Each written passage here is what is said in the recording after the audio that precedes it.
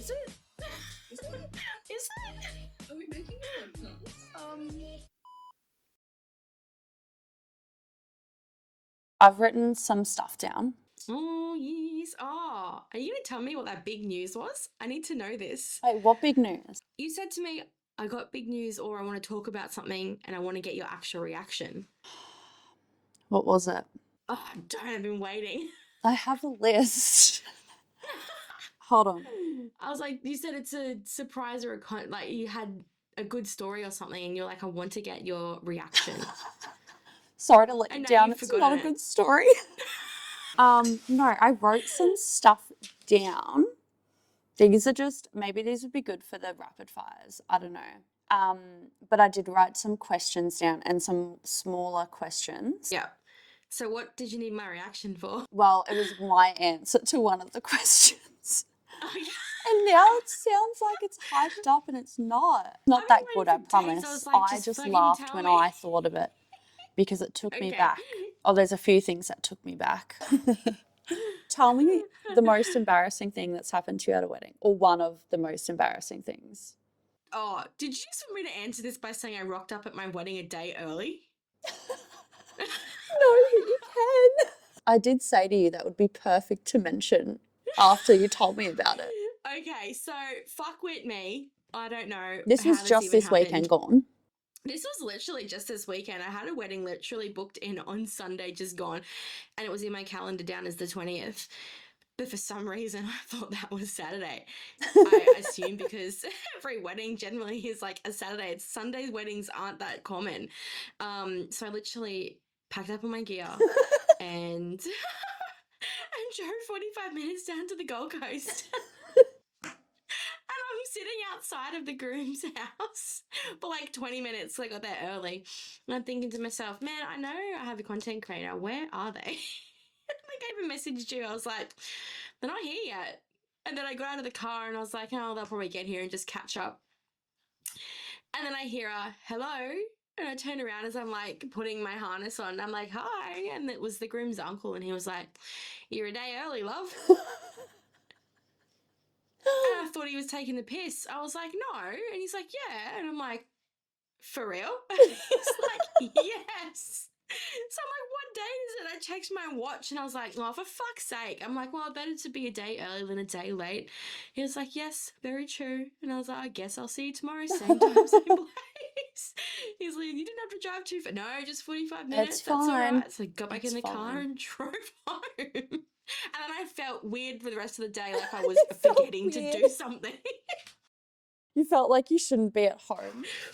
Yeah, I was like, fuck, I feel like I'm being so naughty. Like I should be being busy right now. But yeah, so, and honestly, I didn't even think that was embarrassing until I told I'm the sure DJ, you've got and he something was better like, than how that. embarrassing? And I was like, is it embarrassing though? That was funny. I don't really get embarrassed. I kind of feel like embarrassment is a state of mind. So I can laugh at myself so easily. I don't give a shit about much. So I can't honestly think of anything. I can, but I'm not going to say it. Oh, no. Say it. No. Why? Oh, God, no. No, because it's very specific. Actually, I feel like I know what it is. I'm not telling that. Do you know it? I feel like you've told me. I will tell you, but do not put it in our video. Wait, am I cutting this out? Yeah, cut this out. Cut. Holy shit. Okay. Are you ready for mine? And I feel like you've heard mine, so you're probably not going to find it that funny. But I was second shooting for a wedding and I had like the bride's timeline, everything like that. Like I knew what was happening, when the reception was, when they were doing the entrance. And I remember I said, because I say it to every bride, is there anything crazy happening on the entrance? Like, do you need to like let me know you're like coming in this way, you're doing something crazy, just so I can be in the right position. Oh no, we're not doing anything. They're just coming in. So I was like, okay, cool.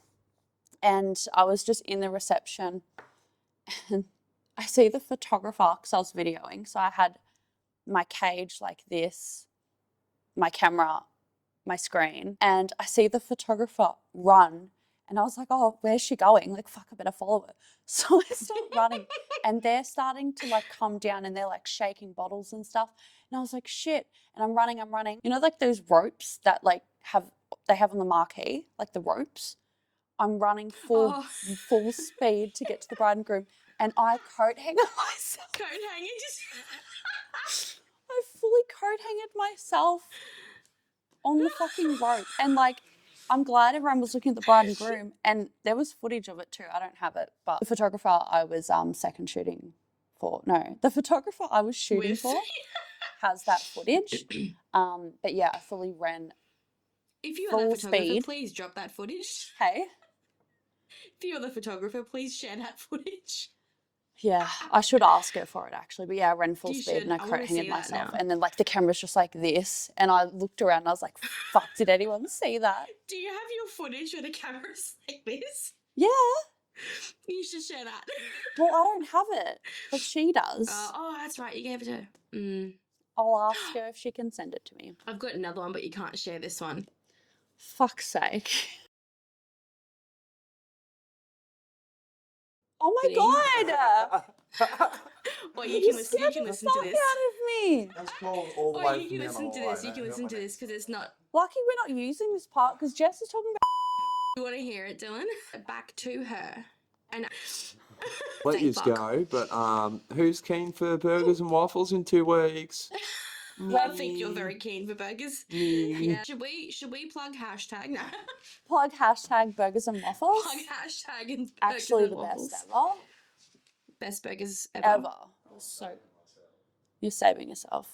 Did I tell you we're coming to Queensland in 2 weeks? I did, didn't I? Yes, I know. Yeah. Yeah, we're doing burgers and waffles again. Yeah, and you're coming to theme park, bitch. Potentially. Or dinner. Or both. Remember, my back's fucked. So those are my 2 embarrassing stories, and I would love to share them, but I can't. No, you're not sharing that. That's too fucked for this. Like mine. That's good, but yeah. Yeah.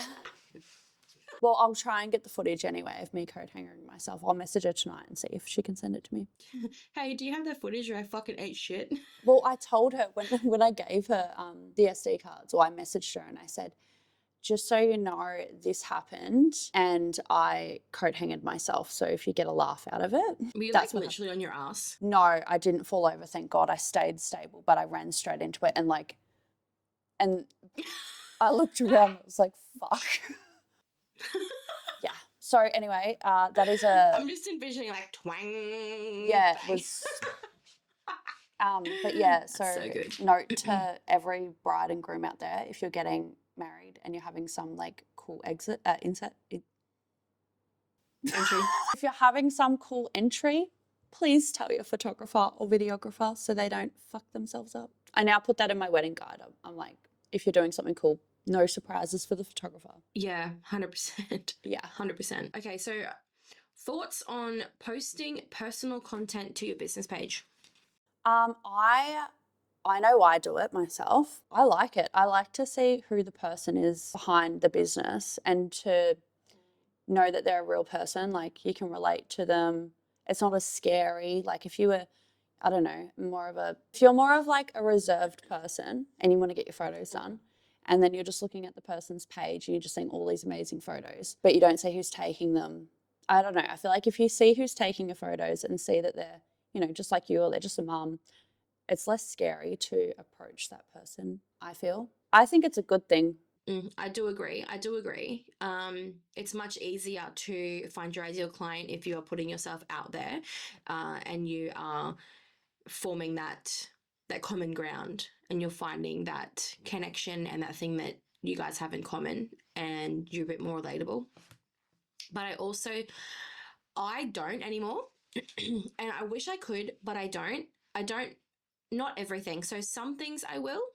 Like, I'm pretty sure everyone knows now that I have 3 dachshunds and 3 children, but 2 are teenagers and they do not like to be on my social media. So everyone pretty much knows Heath.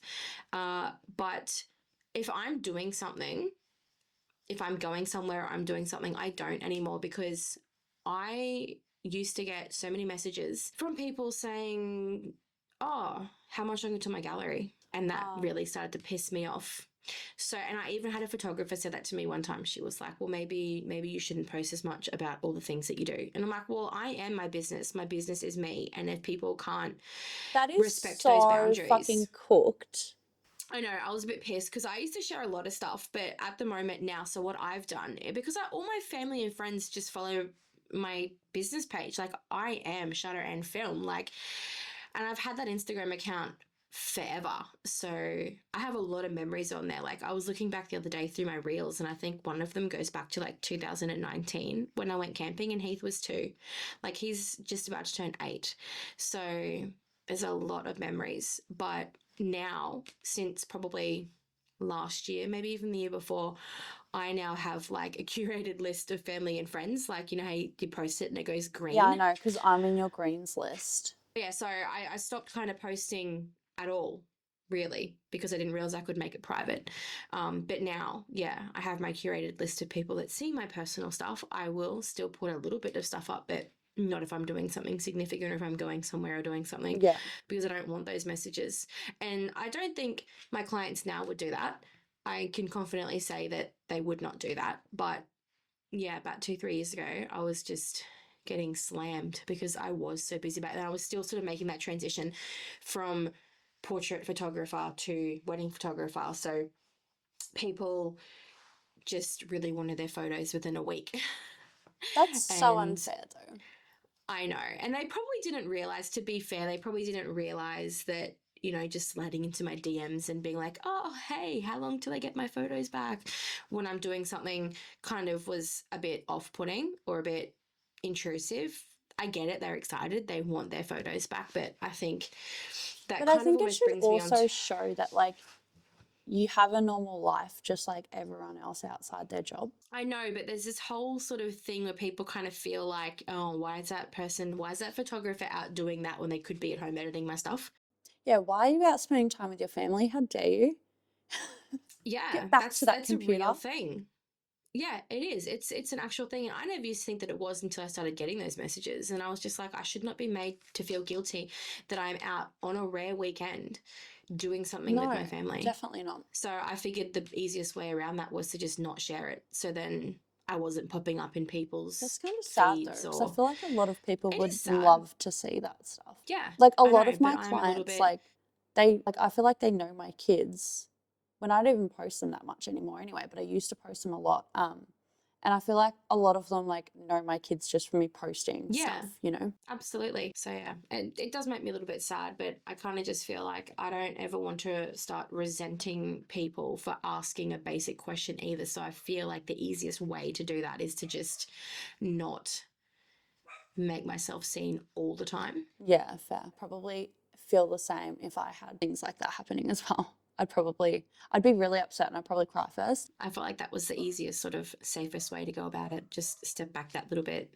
But also, I think that brings me to our next question, which was setting boundaries for your clients.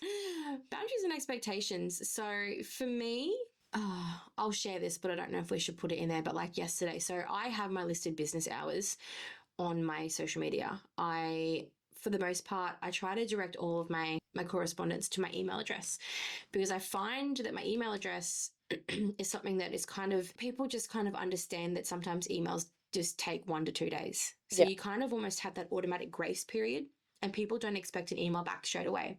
But if you're active on social media, I find that people think that it's just so easy because, oh my God, it's expected that I've got my phone. So Yeah. I can just reply to a message like that. I can just reply to an Instagram message like that.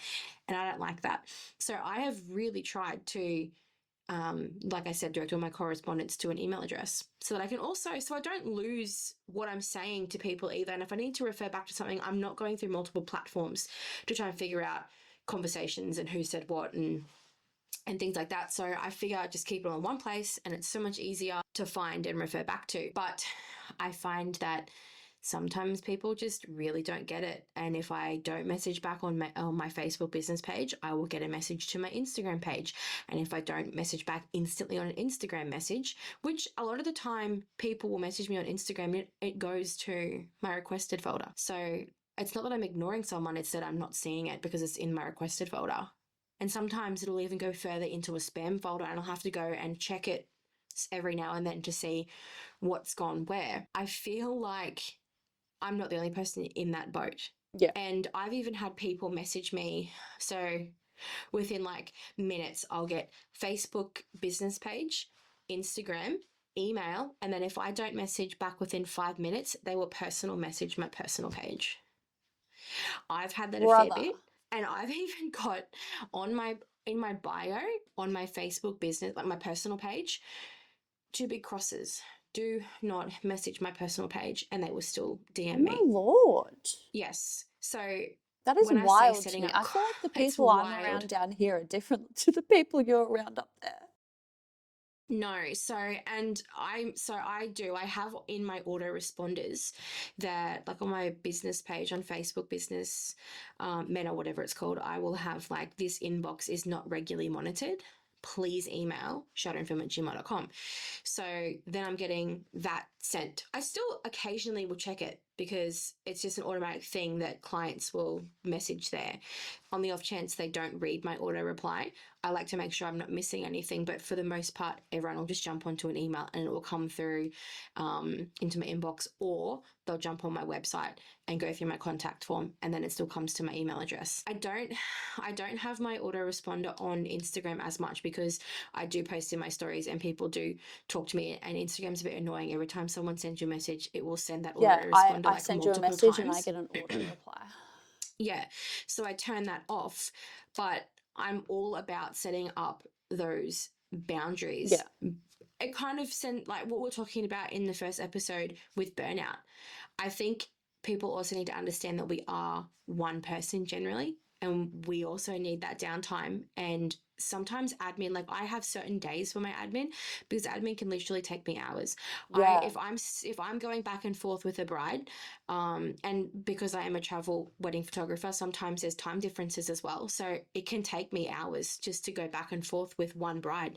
And sometimes I've got multiple conversations on the go, so I can seriously set aside a whole day just for admin. Yeah. So I think it's really important to set up those client boundaries, and I think even for vendors as well. Like, I know that I'm up late myself, and I'll still get messages sometimes from vendors at like 11 and 12, and I've got to try so hard myself not to reply back to that, because I know that's also then breaking my boundaries, and then it's opening up that, oh, it's okay, I'll just keep messaging, and then before long I know I've spent 2 hours messaging back and forth with someone. So so that's what yeah, I agree. I much prefer getting an inquiry through email because then I've got all the details there for the wedding.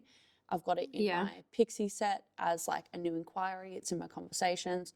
And yeah, you can keep track of it. But if it's in your inbox and other people are messaging you, it's a lot harder to keep track of. And also, like you said, with having your downtime, if you're active on Instagram and then the bride can see you're active and you're ignoring her message, or maybe you wanted to post to your story and you don't because you know that they can see you're active, but really you're not in work hours. Yeah, I agree. And I that's think it's a another great thing idea. too, when it comes back to posting in your stories and posting that personal thing too. Like, like you said, you might be active, but you're not in business hours. So if I go and post something, sometimes I'll get a message back because they're like, oh, you're there, I'm just going to message you straight away. Most of my inquiries do come through my website, thankfully.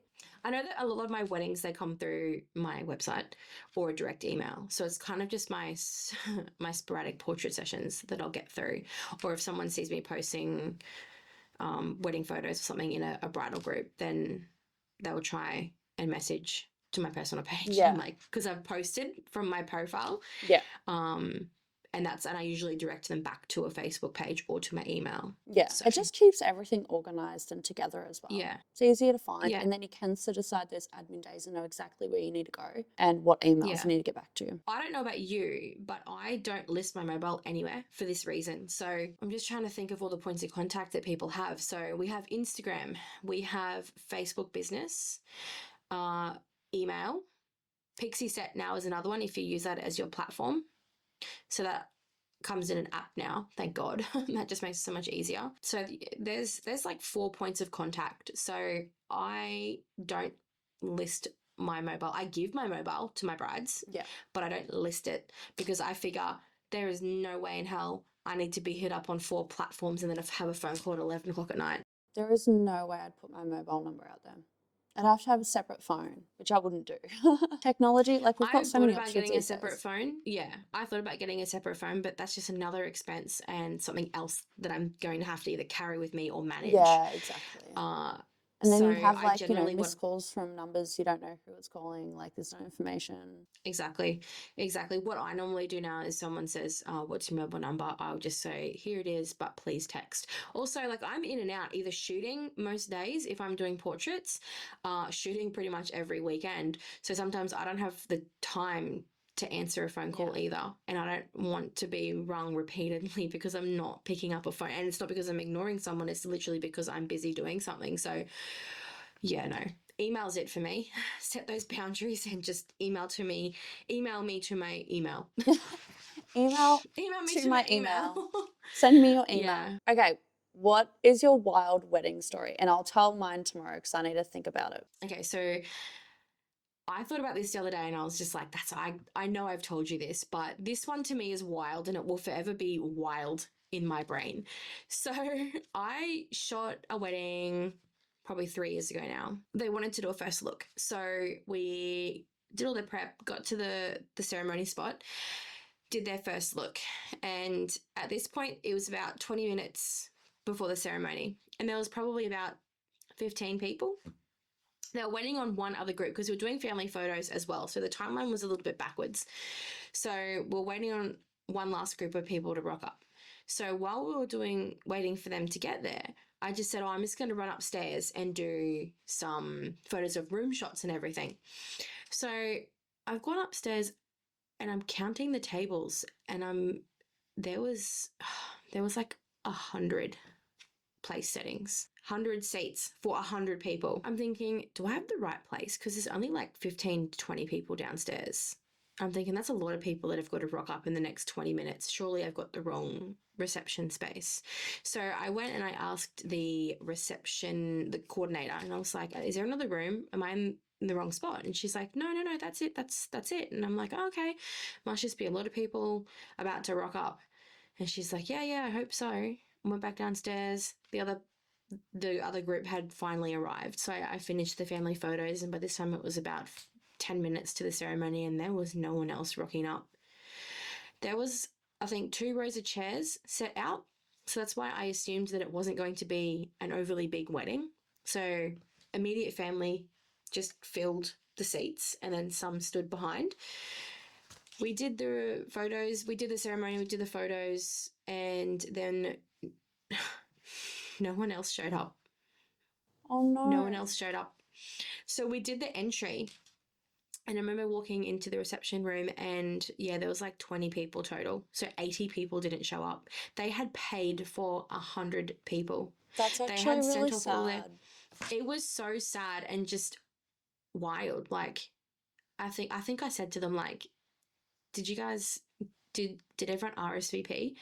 And they were like, no, we paid for everyone. Holy shit. And I was like, oh. And she's like, we think there might have been a glitch with the RSVP system or something. Oh my and I was lord. like, oh, yeah. And I said to the wedding coordinator, I'm like, can they like take any of this food home? Because people had sort of not sat at one table. Yeah. They'd sat at like all different tables. So there was like 2 people sitting at one table, 1 person sitting at one table. And I'm just like, can they take any of this food home? And she's like, no, they can't. So it was like a big buffet and they weren't allowed to take anything home. That's actually so sad. I wonder how much money they wasted. What assholes. Thousands. Those 80 people are assholes. I know. Who does that? I know. Who does that? That'd Who be a just pretty doesn't shitty person to RSVP do back that. to a wedding? I know. Who doesn't love Like, a wedding though? I know. Like as Says if you don't me, want to go to a wedding. I would be at the opening of an envelope if someone invited me. Like, I love weddings. That will always be like in my top 5. Like, yeah. And they were such cool people too. Like I loved them. They were amazing. But I just could not believe that 80 people did not show up. That actually like breaks my never heart. In all my years ever had that ever happen. Yeah. I've had more people show up. They didn't RSVP and then like I think a table of 10 rocked up. Yeah. So then we had to rearrange everything at the last minute. But never people not showing up. No. That's so rough. Check your RSVPs. I'd be Yeah, pissed. If I was that bride, I would never speak to any of those 80 again. I'd be Unless they going had a home and legitimate unfriending a lot of reason. Like, people. if they did say that they weren't coming, then they pass. But if they just, Yeah, but you wouldn't pay for them if they said they weren't coming. yeah, that's a load of shit. I'd be pissed. Mm. They'd be dead to Mm-hmm. me. That's a lot of I money. know. I'd be going home and unfriending one hell of a lot of fucking. You're dead. You're Yeah, dead. dead Off to you me, go. dead to me, dead to me list, dead to me. Yeah, 100%. My Facebook friends list would become very Yeah. significantly small. All of my friends are gone. Yeah, I just wanted to hug them. They were so cool. It was a great Aw. day, and I remember just thinking, man, everyone that did not show up missed out on a great day. Like, it was a really, That's really so cool sad. day. That is Yeah. actually really sad. I literally love my bride and groom. Mm. I love my Plural. wedding couples so much. Yeah. Like, I want to be their Yeah. friend. When I leave the wedding, Yeah. I'm sad because I don't get Mm. to hang out with them again. One question, and this can just be a short, sweet answer because I have a short, sweet answer. If you could go back and tell fresh photographer you one thing, what would it be? Don't fucking do it. No. Oh my God. Wrong. Wrong. No. What would I? Stay in your own lane, and this is my mantra. I said it before. Comparison is a thief of joy. Do not compare yourself to anybody else, and yeah, don't worry too much about not having a gigantic group of friends either. Your job is not to please other photographers. Your job is to serve and please your clients, Wow. and that is the most important thing. Wow, that was a great answer. Mine is not so like inspiring. I am like 12 years older than you. Okay. Been around a bit longer. Okay. Been around a bit longer. Been around the block, Jenny. Oh, wow. Oh my Okay. God, Nelly. I'm such a loser. Okay, my answer would be delete the fucking small preset. Do you know? Are you kidding? Hang on, which pack are we talking? Small one? Small one, babe. Small one. I built my business with small presets, Well, I started man. with small, but looking back now, dude, what were you doing? For me, I thought they hit, like, they slapped, but I realised... Were we Delulu? I don't think we were Delulu. I think, for me, I know exactly what it was. I was editing on a 2012 iMac. It was a fucking dinosaur. I still have it. It's so heavy to lift. It's like You have this to do thick. show and tell one It's day. huge. Yeah, I'll show you my retro blue one. We'll do a show and tell. But show and tell. But it didn't have 4K retina. Like, it was so fucking old that the colors were not actually looking that great. So here I am editing away thinking, oh, yes, this looks fucking mwah. No, it was fucking boom. And it wasn't until another photographer said to me, oh, but don't you see like how grainy they are? And then I think I went and bought like a brand new iMac and I was like, what the fuck? Wait, And then I changed. were you like, when you started using small, did you not know about the grain? No, not really. Because my fucking computer was so goddamn old, I couldn't see it. Like, it just displayed No, was like not that small's good. good, but I abused it. You, I abused small one, and now I'm you traumatized. violated it. Yeah, that'd be my one Yeah. thing I'd tell myself. Having said that, I look back at because I never used it on weddings. It was always portraits. And then COVID, I changed my editing and I still use those presets now. But yeah, I don't hate it, but I just, yeah, I've definitely seen some growth for the better, thank fuck. For the both of us. Yeah. If you're not growing, what are you doing? If you're not growing and changing, if you can't look back at your work and go, oh my fucking God, what was I doing? Then you're not getting any better. Do you know what? So 2020, when COVID happened, I changed my presets and my editing completely changed. And I think I had just under 800 posts on my Instagram and I deleted them all. Did you? Yeah, so I'm sitting at the moment, I've got on Instagram, I've got 1,276 posts. I'd be over the 2,000 mark if I hadn't deleted them all, but because it was with the small presets and I was like, oh my God, growth. Yeah. And I'm so obsessed with having a cohesive look. Yeah. That Yeah. my change was so dramatic that I was like, ugh, if I can get rid of that Well, shit. I didn't have time for that, so if you want to go look and They're fine, but they're abuse. It's still on my Facebook page, but just on my Instagram because I figure Instagram's easier to scroll back through. We should try and edit a photo now with small. That'd be such a good idea. I don't even know if I still have them. I think I would somewhere on some hard drive in some drawer. I still have them. I could send them to you right now. I still have them, but I do a way better job. Neck minute we convert back to small. I'll get on a plane, fly down to fucking Victoria and kick out the ass. Do it. Deal. Do it. Deal. But I was thinking this the other day, right? Like my AirPods are falling out. It doesn't matter what preset I use. I kind of default to a certain degree with my sliders. Like I'll go through, automatically take out grain, automatically, like, so it doesn't matter what I start with, my end result's generally the same. It's going to be similar, yeah. I feel like I have my rhythm now as well. Like if I was to try something different, I'd be moving the same stuff around that I usually move around. Yeah. Absolutely. Anyways, rapid fire. Okay. Let's be rapid this time. I just did that just then, just so you know. Okay. If you could shoot on one lens and one lens only, what would it be? 50mm 1.2 Sony GM. Slay.